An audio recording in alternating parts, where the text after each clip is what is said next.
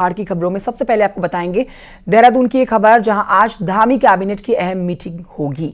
सचिवालय में होने वाली धामी कैबिनेट की अहम मीटिंग, जो कि साल 2024-25 के बजट का प्रस्ताव इसमें आ सकता है। ये बड़ी जानकारी आपको दे रहे हैं और इसके साथ ही वन पंचायत नियमावली पर भी मोहर लग सकती है। तो देहरादून से ये बड़ी जानकारी, धामी कैबिनेट की अहम ये मीटिंग आज होनी है। सचिवालय में धामी कैबिनेट की ये मीटिंग, जिसमें सबसे पहले सबसे अहम जो मुद्दा वो 2024-25 के बजट से लेकर है। बजट का प्रस्ताव आज इस मीटिंग में आने वाला है और वन पंचायत नियमावली पर भी मोहर लगने की संभावना है। सुनील नप्रभात और जानकारी के साथ जुड़ गए हैं फोन लाइन पर। सुनील नप्रभात, इस बैठक में क्या कुछ आज होने वाला है? क्योंकि सबसे बड़ी बात तो यह है, बजट को लेकर साल 2024-25 के बजट पर प्रस्ताव आएगा, और क्या अहम होगा इस बैठक में? 30 फरवरी से यहाँ पर विधानसभा का बजट सेशन शुरू होने वाला है। उसी के मद्देनजर ये कैबिनेट मीटिंग आहूत की गई है, जिसमें करीब जो मोटे तौर पर जो अनुमान लगाया जा रहा है 90 से 95 हजार करोड़ का जो बजट पेश होगा, उस पर आज कैबिनेट के सामने चर्चा हो सकती है। कैबिनेट इस पर अपनी मुहर लगाएगी। इसके अलावा विधानसभा के पटल पर अन्य जो बिल रखे जाने हैं, जो तमाम रिपोर्टें रखी जानी हैं, उन पर भी आज चर्चा होगी। इसके साथ साथ वन पंचायत नियमावली भी आज कैबिनेट के सामने रखी जा सकती है। उत्तराखंड एकमात्र ऐसा प्रदेश है पूरे देश भर में जहां वन पंचायतें अस्तित्व में हैं। इनके लिए सरकार ने एक नियमावली संशोधित करके लाई है। आज उस पर भी यहाँ पर मुहर लग सकती है। इसके अलावा फॉरेस्ट डिपार्टमेंट, हेल्थ डिपार्टमेंट से जुड़े कई अन्य प्रस्ताव भी आज की कैबिनेट में आ सकते हैं। जी, बहुत शुक्रिया आपका सुनील नप्रभात जानकारी के लिए। तो हमारे सहयोगी ये बड़ी जानकारी दे रहे हैं कि आज की बैठक कई मायनों में अहम है। और आइए बढ़ते हैं आगे देहरादून से खबर, जहां पर तिलक रोड के संघ कार्यालय में आज संघ और बीजेपी की समन्वय बैठक हो रही है। बेहद महत्वपूर्ण ये बैठक है। इस बैठक में बीजेपी के राष्ट्रीय महामंत्री संगठन बीएल संतोष, प्रदेश प्रभारी दुष्यंत गौतम और प्रदेश अध्यक्ष महेंद्र भट्ट मौजूद हैं। संघ के सह सरकार्यवाह अरुण कुमार भी इस मीटिंग में मौजूद हैं। मीटिंग लोकसभा चुनाव को लेकर सबसे महत्वपूर्ण मानी जा रही है, क्योंकि लोकसभा चुनाव के मद्देनजर ये आज की महत्वपूर्ण मीटिंग और कई मुद्दों पर आज चर्चा संभव है। 2 दिवसीय प्रवास में हूँ, आज भी बैठकें हैं और जो हमारे विचार संगठन है तमाम लोगों के साथ बैठना भी है। कल भी बैठकें हैं। कल हमारे जो 5 हमारे जो अभियान चले हैं, हमारा गांव चलो अभियान है, हमारा लाभार्थी सम्मेलन, इस प्रकार से जो भी 5 के 5 अभियान है, उन पर उनकी टोली जो है उनके साथ बैठना है।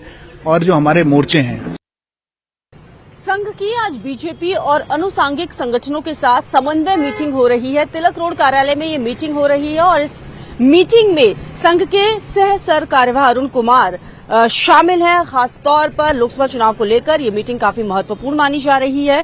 बीजेपी के राष्ट्रीय महामंत्री संगठन बीएल संतोष और चुनाव प्रभारी दुष्यंत कुमार गौतम भी इस मीटिंग में शामिल होने के लिए देहरादून में हैं। साथ ही साथ प्रदेश अध्यक्ष महेंद्र भट्ट भी इस मीटिंग में शामिल हो रहे हैं।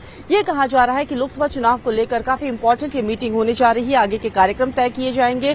साथ ही साथ प्रदेश सरकार की जो योजनाएं हैं वो जनता तक पहुंच रही है या फिर नहीं, या फिर आगे चुनावों को लेकर और क्या कुछ कार्यक्रम है। इसके अलावा लोकसभा चुनाव के उम्मीदवारों को लेकर भी ये कहा जा रहा है कि फाइनल मुहर इस मीटिंग में लग सकती है, नाम आ सकते हैं। साथ ही साथ इस मीटिंग में खास ये भी होने जा रहा है कि पिछले कुछ दिनों में संघ की जो समन्वय मीटिंग हुई थी, उसमें कई सारे मुद्दे उठे थे, उन पर क्या कुछ प्रोग्रेस हुई है वो भी आज इस मीटिंग में डिस्कस होने की संभावनाएं जताई जा रही हैं। कैमरा पर्सन संदीप नेगी के साथ न्यूज 18 के लिए देहरादून से भारती सिकलानिया। देहरादून में उत्तराखंड साहित्य गौरव सम्मान समारोह आयोजित किया गया, जिसका उद्घाटन मुख्यमंत्री पुष्कर सिंह धामी ने किया है। इस दौरान भाषा मंत्री सुबोध उनियाल भी मौजूद रहे और उत्तराखंड भाषा संस्थान करा रहा साहित्य गौरव सम्मान का आयोजन। 10 साहित्यकारों उत्तराखंड साहित्य गौरव सम्मान से सम्मानित किया गया है। इन्हें पुरस्कार स्वरूप 1 लाख रुपए और स्मृति चिन्ह दिए गए।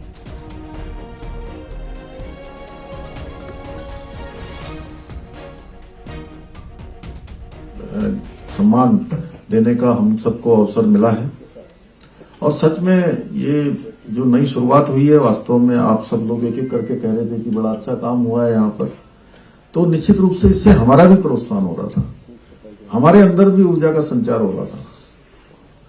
और ये आप सबको सम्मानित करना, ये केवल आपका सम्मान करना नहीं है, ऐसा लग रहा है कि हम स्वयं भी सम्मानित हो रहे हैं। मैं आशा करता हूं कि आप सभी इसी प्रकार से अपने कामों से, अपनी लेखनी से लगातार हमारा इस लोक भाषा का, हम सबका, राज्य का, देश का सम्मान बढ़ाते रहेंगे। इसके साथ ही मुझे ये भी विश्वास है कि आगामी वर्षों में भाषा संस्थान द्वारा अपनी साहित्यिक एवं जो भाषाई गतिविधियां हैं, जिनके लिए अभी सुबोध भाई ने कुछ यहाँ पर कहा है कि जमीन आवंटित करी जाए, साहित्यिक ग्राम बनाया जाए, तो उसमें भाषा संस्थान, भाषा विभाग हमारा बहुत महत्वपूर्ण भूमिका निभाएगा। कांग्रेस के राष्ट्रीय अध्यक्ष उत्तराखंड आकर वापस जा चुके हैं। अब बीजेपी के राष्ट्रीय अध्यक्ष के उत्तराखंड आने की बारी है। बीजेपी पूरे मैनेजमेंट के साथ 28 फरवरी की तैयारी में जुटी हुई है। कांग्रेस ने खड़गे की रैली में मिसमैनेजमेंट के लिए बीजेपी को दोषी बताया। देखिए इस पर रिपोर्ट।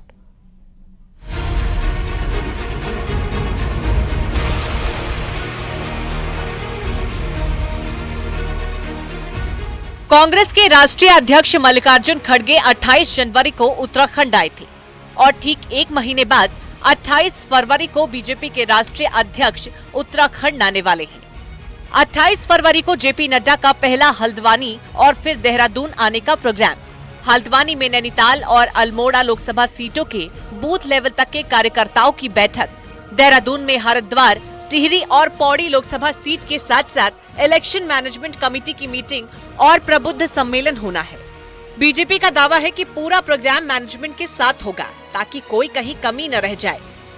हमारे यहाँ कार्यक्रम की श्रृंखला पूर्ववत निश्चित रहती है और क्योंकि लोकसभा चुनाव की दृष्टि से राष्ट्रीय अध्यक्ष का प्रवास के क्रम में 28 तारीख को वो उत्तराखंड के प्रवास पर रहेंगे। अभी ये तय किया है कि हल्द्वानी में हम लोग अपने बूथ अध्यक्ष ऊपर के कार्यकर्ताओं को बुलाएंगे। यहाँ पर हमारे जो लोकसभा की चुनाव प्रबंध समिति है उसकी बैठक और प्रबुद्ध सम्मेलन एक हम करेंगे। एक तरफ बीजेपी है तो कांग्रेस भी 22 फरवरी को नारी न्याय सम्मेलन में जुटी है। सम्मेलन देहरादून में कांग्रेस ऑफिस में होगा, जबकि कांग्रेस की राष्ट्रीय महिला अध्यक्ष अलंका लांबा को 28 फरवरी को हरिद्वार आना है। प्रोग्राम क्यों बदला, इसकी वजह साफ नहीं है। वहीं परेड ग्राउंड न मिलने से कांग्रेस को अपने राष्ट्रीय अध्यक्ष का प्रोग्राम भी शिफ्ट करना पड़ा है। कांग्रेस व्यवस्था खराब करने के लिए बीजेपी को दोषी मानती है। की जाती लोकतांत्रिक पार्टी है, कार्यकर्ताओं को अपने अध्यक्ष से मिलने का अधिकार है और कहीं कहीं पर जिद भी करते हैं मिलने की। हम बीजेपी थोड़ा है कि बैठ जाओगा तो नीचे बैठ के, जमीन में बैठे हुए को कहा नाली में बैठ जा, नाली वाले को कहा सोफे में बैठ जा। हमारे यहाँ नहीं चलता। बीजेपी कांग्रेस नहीं हो सकती और कांग्रेस बीजेपी नहीं हो सकती, ये बात दोनों पार्टियों के प्रदेश अध्यक्षों के बयान से साफ है। प्रोग्राम मैनेजमेंट में कांग्रेस पुराना ट्रेंड नहीं बदलना चाहती है और बीजेपी नए ट्रेंड को पकड़ने में देरी नहीं करती और ये अंतर दोनों पार्टियों के राष्ट्रीय अध्यक्षों के प्रोग्राम की तैयारी में साफ नजर आ रहा है। दीपांकर भट्ट, न्यूज़ 18, देहरादून। और ये बढ़ते आगे पिथौरागढ़ से खबर है, जहां पर बेस अस्पताल में तैनात कर्मचारी ने अस्पताल को मैरिज हॉल बना डाला। बेस अस्पताल में अपनी लड़की की शादी करा डाली और बकायदा ढोल नगाड़े बजा के आतिशबाजी करके शादी की गई। स्थानीय लोग इससे खफा हैं। स्थानीय लोगों का कहना है कि 65 करोड़ की लागत से बना अस्पताल मरीजों की बजाय शादी करवाने के काम आ रहा है।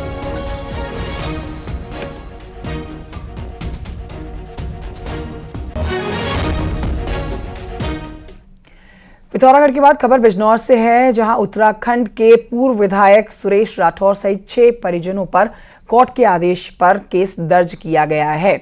तो सुरेश राठौर की बहू ने स्योहारा थाने में दहेज उत्पीड़न, छेड़छाड़ और SC/ST का केस दर्ज कराया है। बता दें आपको, सुरेश राठौर हरिद्वार के ज्वालापुर से बीजेपी के विधायक रह चुके हैं।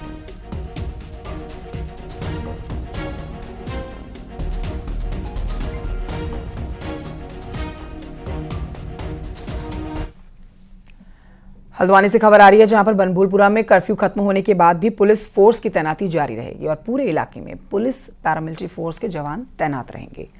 तनाव की संभावना को देखते हुए फैसला लिया गया है। अगले 24 घंटे निगरानी रखी जाएगी। पुलिस पूरी तरह से नहीं हटेगी, हालांकि कर्फ्यू हटा दिया गया है। मुख्य आरोपी समेत 3 नामजद अभी भी फरार चल रहे हैं, जिनकी तलाश में पुलिस लगातार दबिश दे रही है। और उनकी धरपकड़ के लिए ही आप कह सकते हैं कि अभी तक पूरी तरह से पुलिस की दबिश यहां से नहीं हटेगी। 24 घंटे पुलिस की तैनाती रहेगी।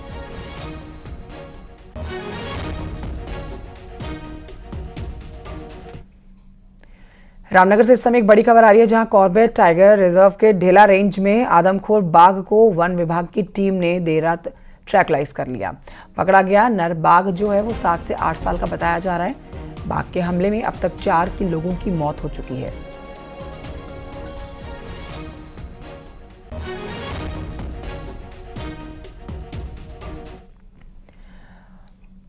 उधर नैनीताल में गुलदार की धमक से लोग डरे हुए हैं। शहर में लगातार गुलदार की मूवमेंट देखी जा रही है। लोगों में दहशत का माहौल है।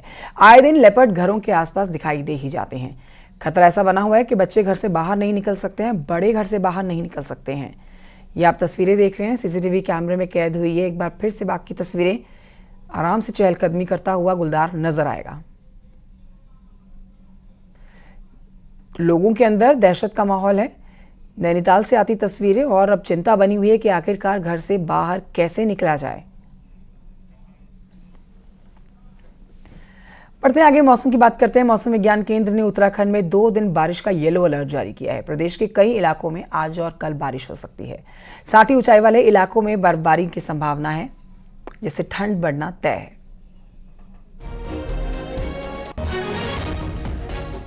तो आप देख रहे हैं बर्फबारी हो रही है ऊंचाई वाले इलाकों में और अब बारिश का भी येलो अलर्ट जारी कर दिया गया है।